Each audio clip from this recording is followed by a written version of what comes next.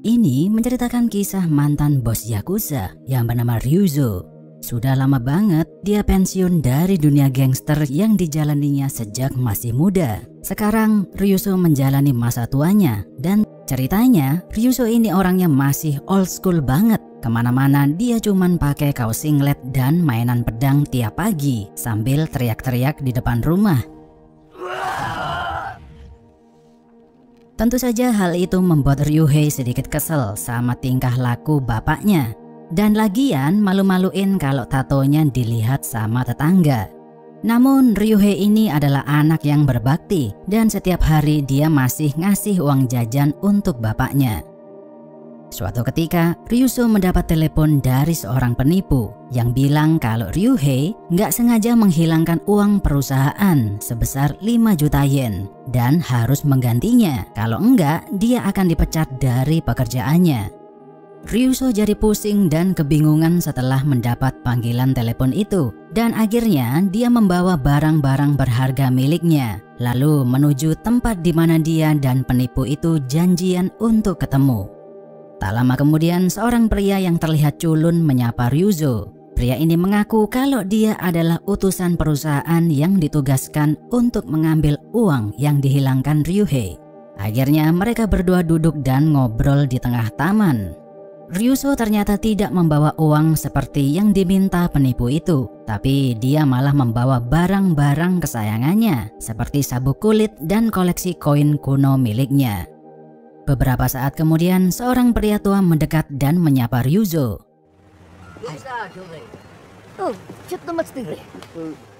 Dia ini ternyata adalah adik seperguruan sewaktu masih menjadi Yakuza yang bernama Maza.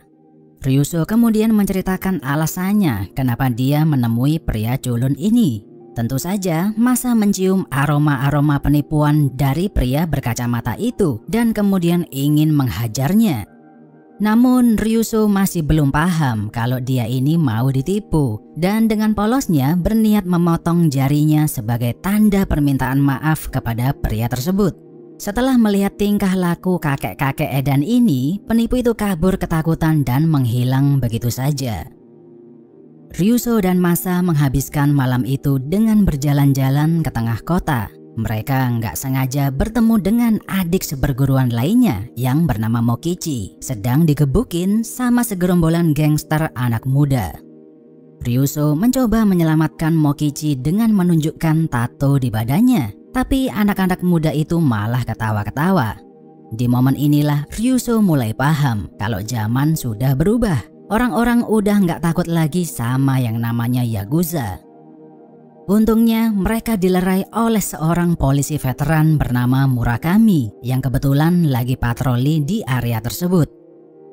Ternyata Murakami adalah polisi yang sering menangkap Ryuzo sewaktu masih muda dulu. Mereka akhirnya reunian dan ngobrol bareng di dalam sebuah restoran.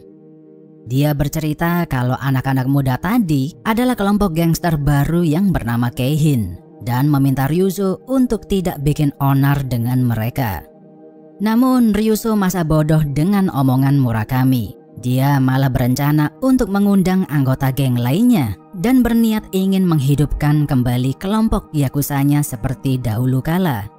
Dia mulai mengirim surat satu persatu kepada mereka semua, berharap ada yang mau datang dan bergabung dengan kelompoknya. Sesudah sampai di rumah sepulang kerja, Ryuhei terkejut karena melihat kawan-kawan ayahnya berkumpul lagi. Tentu saja dia marah dan tidak setuju kalau mereka menemui ayahnya. Dia berpikir kalau sekelompok pria tua bangka ini bakal bikin onar lagi. Ryuzo malu karena dimarahin anaknya di depan anggota geng yang lain dan memutuskan untuk tidak tinggal lagi di rumah itu, kemudian menginap di rumah Maza. Keesokan paginya satu persatu anggota geng Ryuzo datang. Dimulai dengan Takanori-san yang terkenal suka mengiris leher musuhnya dengan pisau cukur. Dan kayaknya udah nggak sejago dulu karena waktu cukuran sendiri malah mukanya yang terluka. Disusul oleh Hideo-san yang jalan pelan-pelan karena udah uzur dan punya penyakit jantung. Hideo dikenal karena akurasi skill melempar paku yang selalu tepat sasaran. Tak lama kemudian seorang pria tua yang menggunakan tongkat terlihat mendekat ke arah mereka. Pria itu kemudian mengeluarkan pedang yang tersembunyi di dalam tongkat tersebut dan lalu menunjukkan keahliannya. Yang ternyata cuman pengen ngambil puntung rokok di depannya. Pria tua itu bernama Ichizo, yang dulu pas zaman masih muda doyan membantai kelompok yakuza lain dengan pedang kesayangannya. Dan yang terakhir, Max-san, pria tua cabul yang selalu dandan mirip rocker era 80-an dan kemana-mana selalu bawa pistol mainan buat nakutin orang. Akhirnya setelah berkumpul dengan 6 orang lainnya, Ryuzo memulai misinya dengan mendatangi salah satu properti milik kelompok Keihin.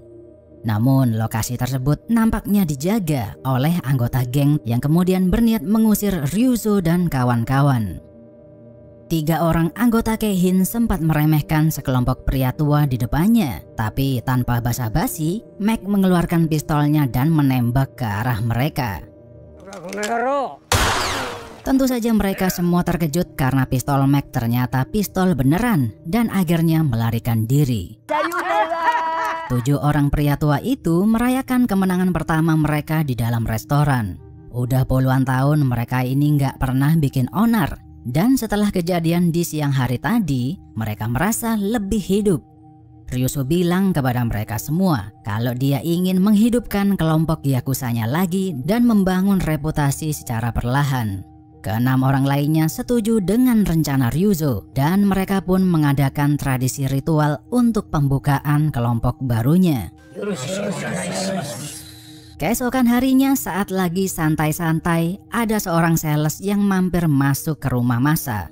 Pria tersebut tiba-tiba masuk dan menawarkan barang yang dijualnya. Pada awalnya pria ini berbasa-basi dengan Masa dan memberinya sebuah hadiah filter keran air yang katanya bagus untuk menyaring air di rumahnya. Tapi ujung-ujungnya dia menyuruh Masa untuk membeli futon atau kasur gulung yang dijual perusahaannya. Sales ini lancang banget dan sedikit memaksa supaya mau membeli produk miliknya. Tapi yang dia nggak tahu kalau rumah itu ternyata dipenuhi oleh anggota yakuza. Yang akhirnya meminta dia untuk memberi kasur gulung itu secara cuma-cuma alias gratis. Melihat sekelompok pria tua yang penuh tato, tentu saja sales itu kabur. Dan begitu nyampe di kantor, dia dimarahin bosnya. Ternyata bos sales tersebut adalah ketua geng Keihin yang juga bos dari penipu telepon dan geng anak muda yang pernah berurusan dengan Ryuzo sebelumnya. Sementara itu, Ryuzo dan kawan-kawan mulai menjalankan rencananya perlahan. Dimulai dengan patroli area di sekitar mereka. Di situ, mereka tak sengaja melihat seorang pria yang bernama Tokunaga sedang turun dari mobil mewahnya. Tapi kok berdandan kayak gembel dan tiba-tiba naik kursi roda. Pria itu terlihat menggedor-gedor pintu rumah orang dan menagih sejumlah uang. Tentu saja Ryuzo jadi penasaran. Kemudian dia mengancam akan menghajarnya karena berani menagih uang di daerah kekuasaannya. Tokunaga ketakutan dan memohon kepada Ryuzo agar mengampuninya dengan imbalan akan mengajari sebuah trik penagihan uang yang paling gampang dan tanpa korban jiwa. Akhirnya Masa yang menjadi tumbal. Dia didandani mirip gembel dan mencoba menagih hutang kepada seorang wanita dengan cara memelas agar hati wanita itu luluh dan mau membayar hutangnya. Namun ternyata wanita itu lagi kesusahan karena suaminya sedang mengidap penyakit kanker yang sangat parah. Karena kasihan, Ryuzo malah memberi wanita itu uang dan memberinya waktu sampai bulan depan untuk melunasi hutangnya. Dia kemudian menghajar Tokunaga karena telah menyuruhnya menagih uang di wanita yang kesusahan tadi dan menanyakan kelompok geng mana tempat dia bekerja. Ryuzo terkejut setelah tahu kalau Tokunaga ini adalah anggota geng Keihin dan dia memutuskan untuk menemui bosnya langsung. Akhirnya Ryuzo dan 6 lainnya berhadapan langsung dengan Nishi, ketua geng Keihin yang selama ini bikin onar dengan dia. Namun Nishi lebih cerdas, ternyata dia sudah menelepon polisi duluan agar datang ke kantornya untuk mengusir Ryuzo dan kawan-kawan. Untungnya yang datang adalah Murakami, polisi tua yang sudah lama dikenal oleh Ryuzo. dia masih berbaik hati dan membebaskan Ryuzo dengan memberinya peringatan terakhir supaya nggak bikin onar lagi. Tapi Ryuzo lagi-lagi tidak mendengarkan peringatan Murakami dan malah melanjutkan patrolinya. Dia nggak sengaja melihat sekelompok orang yang lagi demo di depan kantor sebuah perusahaan. Di situ dia melihat kawan lamanya yang bernama Yasu lagi memimpin demonstrasi tersebut. Ryuzo berniat membantu kawan lamanya itu. Jadi dia diam-diam meminjam mobil Ryuhei yang kemudian dipasangi stiker dan pengeras suara di atasnya. Pada awalnya, manajer perusahaan itu masa bodoh dengan para pendemo. Tapi setelah mobil Ryuzo datang, dia jadi panik dan takut kalau demo ini bakal jadi tambah heboh. Nah, masalahnya perusahaan yang didemo ini adalah tempat di mana Ryuhei bekerja dan sang manajer menugaskan dia untuk membubarkan demo tersebut. Ryuzo kaget bukan main setelah tahu kalau ini adalah kantor anaknya sendiri, dan dia lebih kaget lagi sewaktu melihat Tokunaga sedang berjalan masuk ke dalam gedung perusahaan itu. Ternyata manajer Ryuhei menyewa gangster untuk membubarkan demonstrasi. Karena Ryuzo nggak mau anaknya berurusan dengan gangster, dia kemudian masuk dan mengusir Tokunaga. Dan begitu sampai kembali ke markasnya, dia ditabok sama bosnya karena lagi-lagi berurusan dengan Ryuzo dan kawan-kawan. Karena berhasil membubarkan para pendemo itu tadi, Ryuzo akhirnya mendapat bayaran pertamanya yang digunakan untuk bersenang-senang dengan 7 orang sahabatnya. Di momen inilah mereka bisa menikmati kebersamaan susah dan senang bareng seperti dulu sewaktu masih muda. Sementara itu, Nishi sudah kesel banget karena area kekuasaannya dirusuhin sama sekelompok pria tua tersebut. Dia mempunyai ide untuk menculik cucu perempuan Mokichi, Yuriko, yang kebetulan pacarnya adalah anggota geng Keihin. Namun karena rasa sayang yang luar biasa, pria itu nggak tega untuk menculik Yuriko dan malah mendatangi Mokichi untuk memberitahukan rencana Nishi yang sebenarnya. Tentu saja Mokichi marah dan memutuskan untuk menghabisi Nishi tanpa memberitahu Ryuzo terlebih dahulu. Dia menyamar menjadi tukang pengirim makanan dan bersembunyi di dalam toilet menunggu Nishi masuk ke situ. Namun ternyata Mokichi salah masuk toilet. Yang dia masukin ini adalah toilet perempuan, dan tentu saja para cewek yang ada di dalam berteriak ketakutan. Akhirnya dia tertangkap oleh anak buah Nishi dan kemudian digebukin sampai tewas. Ryuzo dan 6 orang lainnya merasa terpukul atas tewasnya satu sahabat mereka. Mereka nggak terima karena kelompok Keihin membunuh Mokichi dan bersumpah akan membalas dendam kepada Nishi. Akhirnya mereka semua bersiap-siap perang dengan kelompok Keihin. Yasu dan Takanori punya ide gila. Mereka berdua berniat mencuri sebuah pesawat yang nanti rencananya mau ditabrakkan ke gedung markas Keihin. Sementara itu, Ryuzo dan 4 orang lainnya bergegas menuju kantor Nishi dengan naik mobil. Tapi entah kenapa dia juga membawa mayat Mokichi bersamanya. Masa terlihat ketakutan karena duduk di samping mayat Mokichi.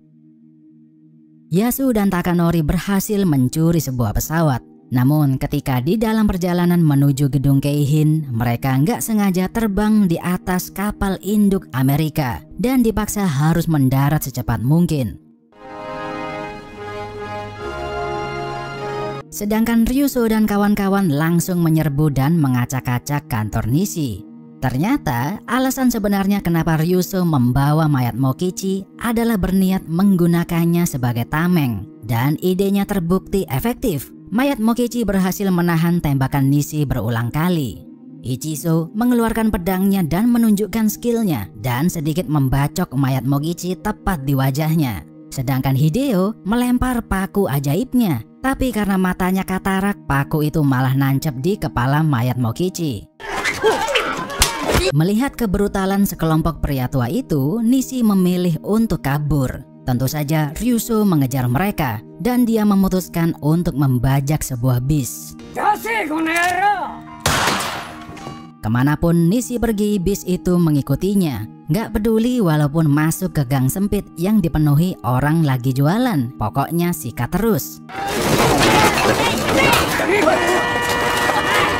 Nishi dan anak buahnya mulai panik karena mereka ternyata berada di jalan buntu. Setelah tertabrak, mereka baru mau berhenti dan meminta maaf.